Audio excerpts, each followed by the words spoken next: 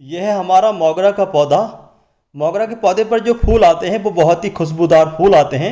उनकी खुशबू से आपका घर गार्डन महका महका सा रहता है। हमारा जो आप ये मोगरा का पौधा देख रहे हैं, इस पर भी पहले काफ़ी सारे फूल आए थे। फूलों की वजह से ये सारा पौधा ढक चुका था। बहुत ही अच्छी तरीके से इस पर फ्लावरिंग चल रही थी, लेकिन एक बार फ्लावरिंग होने के बाद हमारे इस मोगरा के पौधे पर फ्लावरिंग आना बंद हो चुकी है। जैसे कि यहाँ पर आप देख रहे हैं, हमारे इस मोगरा के पौधे की ग्रोथ तो काफ़ी अच्छी तरीके से चल रही है। पौधे की पत्तियां बिल्कुल ग्रीन और हेल्थी हैं, किसी भी तरह का कोई बीमारी ने भी अटैक नहीं किया है। इस पौधे में हमने काफ़ी सारे फर्टिलाइजर इस्तेमाल किए थे, लेकिन फर्टिलाइजर इस्तेमाल करने के बाद भी हमारे इस मोगरा के पौधे पर बिल्कुल भी फूल नहीं आ रहे हैं।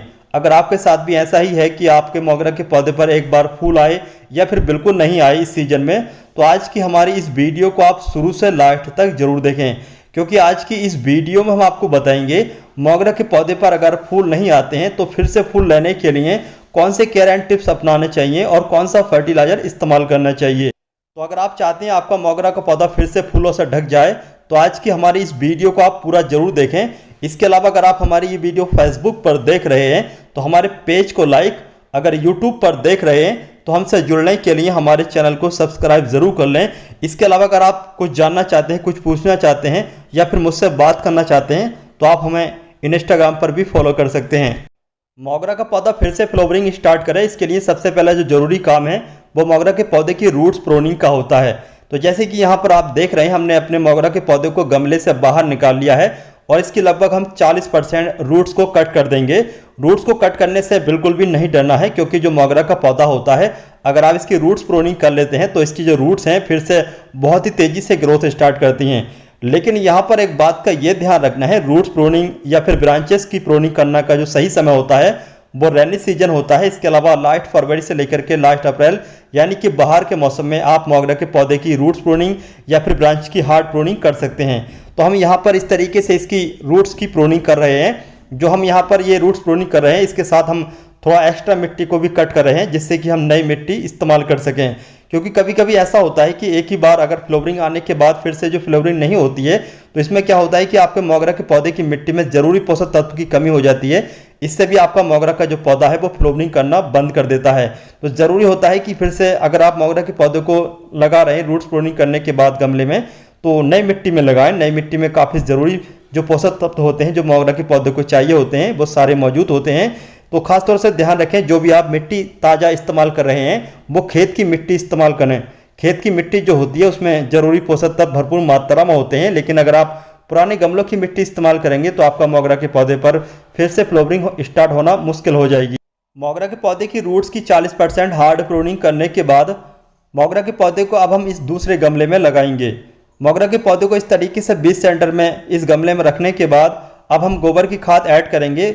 रूट्स के चारों तरफ गोबर की खाद को डाल देंगे, लेकिन ध्यान रखें गोबर की खाद 2 से 3 साल पुरानी होनी चाहिए।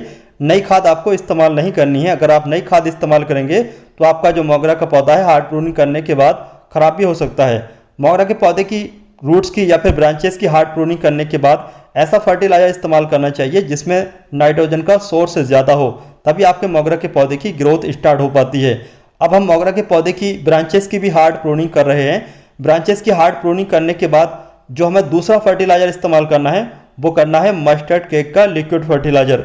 मस्टर्ड केक का लिक्विड फर्टिलाइजर क्या होता है इसके बारे में आप लोग सभी जानते हैं, अगर आप हमारी वीडियो पहले से ही देखते हैं। लेकिन अगर आप मस्टर्ड केक के लिक्विड फर्टिलाइजर के बारे में नहीं जानते हैं तो इसके बारे में आप हमें कमेंट बॉक्स में कमेंट करके पूछ सकते हैं। इस मोगरा के पौधे की रूट्स के चारों तरफ 500 ग्राम के लगभग हमने गोबर की खाद ऐड करने के बाद नई मिट्टी से इस पौधे को अच्छी तरीके से ढक दिया है और मोगरा के पौधे की ब्रांचेस की भी हार्ड प्रूनिंग कर दी है। चलिए अब हम मस्टर्ड केक का लिक्विड फर्टिलाइजर ऐड कर लेते हैं। मस्टर्ड केक का लिक्विड फर्टिलाइजर ऐड करने के बाद हम इस मोगरा के पौधे को ऐसी जगह रखेंगे जहां पर सिर्फ सुबह की धूप आती हो या फिर शाम की धूप आती हो, या फिर ऐसी जगह रख सकते हैं जहां पर छन करके धूप आती हो, जैसे ग्रीन नेट। तो ग्रीन नेट के नीचे भी हमारा ये मोगरा का पौधा सही रहेगा। लेकिन ध्यान रखें, हार्ड प्रूनिंग करने के बाद ऐसी जगह नहीं रखना चाहिए जहां पर पूरा दिन की तेज धूप पड़ती हो।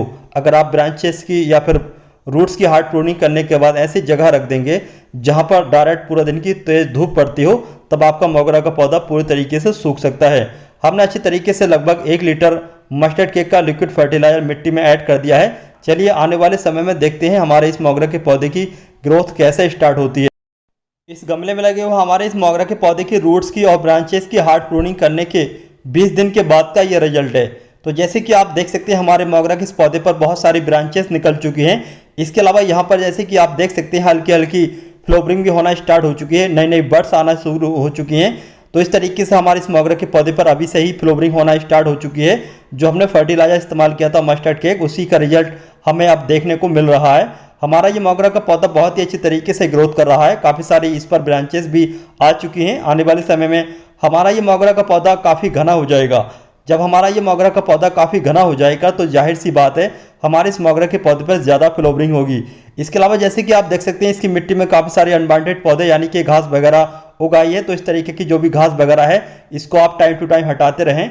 इसके अलावा हर 15 दिन के अंतराल पर आप पौधे की मिट्टी की गुड़ाई ज़रूर करें। इस गमले में लगे हुए हमारे इस मोगरा के पौधे की रूट्स की और ब्रांचेस की हार्ड प्रूनिंग करने के 1 महीने के बाद का ये रिजल्ट है। हमारा ये मोगरा का पौधा पहले से काफ़ी घना हो चुका है, काफ़ी ग्रीन और हेल्थी है। पौधे की ग्रोथ बहुत ही अच्छे तरीके से चल रही है। तो जैसे कि आप देख सकते हैं हल्की हल्की हमारे इस मोगरा के पौधे पर फ्लावरिंग चल रही है, हल्की हल्की बर्ड्स हमारे इस मोगरा के पौधे पर आई हुई हैं। अब हम इस मोगरा के पौधे की जो ब्रांचेस है उनकी ऊपर से हल्की हल्की प्रूनिंग कर देंगे। प्रूनिंग करने से क्या होगा कि हमारा ये मोगरा का पौधा और भी तेजी से घना होगा। जब ज़्यादा घना पौधा होता है तो उस पर ज़्यादा फ्लावरिंग होने के चांस होते हैं। अब मोगरा के पौधे सब ज़्यादा फ्लावरिंग लेने के लिए हम चलिए सबसे पहले तो टॉप के एरिया की इन ब्रांचेस को पिंच कर लेते हैं और पिंच करने के बाद अब हम इसमें फर्टिलाइजर इस्तेमाल करेंगे। मोगरा के पौधे में ज़्यादा फ्लावरिंग लेने के लिए अब सही समय है मोगरा के इस पौधे को फर्टिलाइजर देने का। मोगरा के पौधे में ज़्यादा फ्लावरिंग के लिए आपको ऐसा फर्टिलाइजर इस्तेमाल करना चाहिए जिसमें नाइट्रोजन का सोर्स कम हो और ज़्यादातर कैल्शियम या फिर फॉस्फोरस और पोटेशियम हो। तो ऐसा फर्टिलाइजर जो होता है वो स्टोन डस्ट होता है। स्टोन डस्ट के अंदर काफ़ी सारा कैल्शियम होता है। कैल्शियम के इस्तेमाल करने से आपके मोगरा के पौधे पर ज़्यादा फ्लावरिंग होने के चांस होते हैं। तो अगर आपके पास स्टोन डस्ट है तो आप अपने मोगरा के पौधे में स्टोन डस्ट इस्तेमाल कर सकते हैं। अगर स्टोन डस्ट नहीं है तो इसकी जगह आप जो चौक होता है जो ब्लैक बोर्ड पर लिखने के काम आता है इस तरीके का, तो इसको इस्तेमाल कर सकते हैं। क्योंकि जो स्टोन डस्ट है वो बहुत सारे लोगों को आसानी से नहीं मिल पाता है, तो इस तरीके का चौक का इस्तेमाल कर सकते हैं। लेकिन चौक में थोड़ा कम होता है कैल्शियम और इसके मुकाबले स्टोन डस्ट में ज़्यादा होता है। अगर आपको स्टोन डस्ट आसानी से मिल जाता है तो चौक की जगह स्टोन डस्ट का ही इस्तेमाल करें। हम चौक जो इस पौधे में इस्तेमाल कर रहे हैं वो 2 चौक इस्तेमाल कर रहे हैं। चौक को आप हर 15 दिन के अंतराल पर इस्तेमाल करें। इस्तेमाल करने से पहले आप मोगरा के पौधे की हल्की हल्की मिट्टी की गुड़ाई कर लीजिए और गुड़ाई करने के बाद मोगरा के पौधे के चारों तरफ मिट्टी में इस चौक को गाड़ दीजिए।